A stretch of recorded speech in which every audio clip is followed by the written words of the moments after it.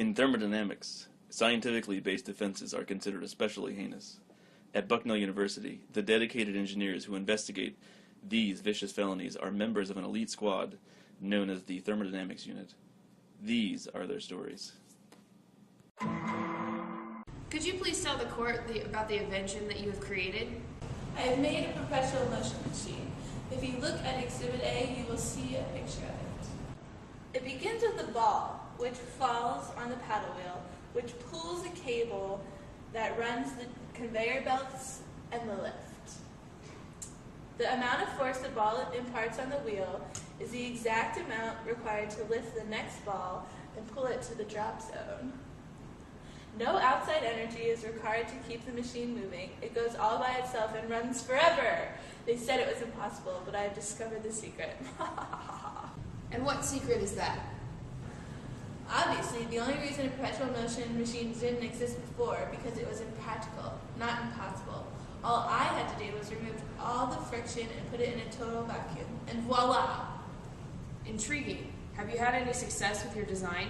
Well, not exactly. We have indeed developed a totally frictionless lubricant and have the strongest pump available to create a total vacuum. The machine starts off great, and I go home to watch my America's Funniest Home Videos, and when I come back in the morning, it's no longer running. We have top-notch security, so no one's messing with the device. But we're close. I can feel it. I have no further questions, Your Honor, but now I'd like to call a thermodynamics expert to the stand.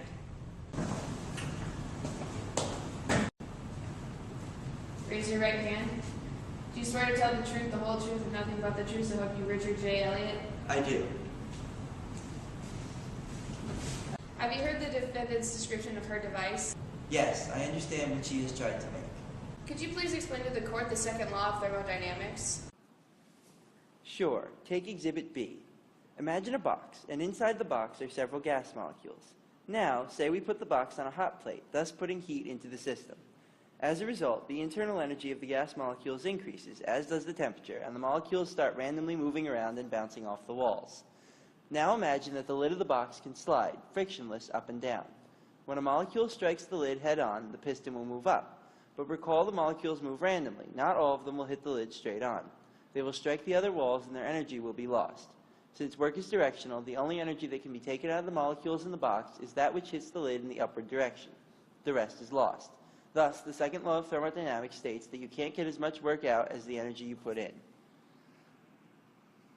Could you please explain to the court how the second law of thermodynamics applies to the device the defendant has tried to build? The ball striking the paddle wheel is similar to the molecules striking the side of the box. If you look at this quick video, you will see the macro scale of the bouncy ball losing its energy as it bounces. When the ball hits the ground, it deforms and a flat spot forms on the bottom of the ball.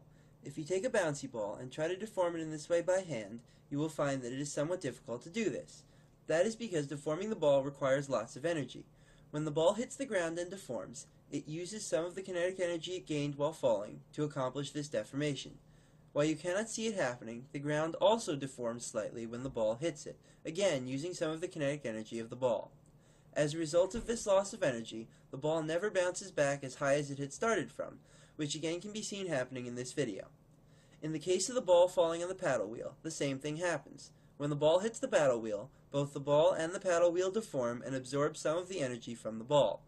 As a result, the machine will slow down over time since it is not gaining back all of the energy that it used to lift the ball in the first place. Even though the device is frictionless and operating in a vacuum, it still loses some energy to collisions, so will not operate perpetually. So in your opinion, has the defendant attempted to violate the second law of thermodynamics?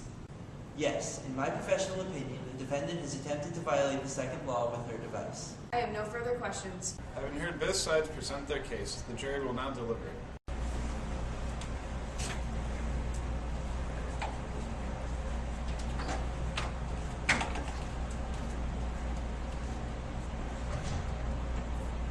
Has the jury reached their verdict?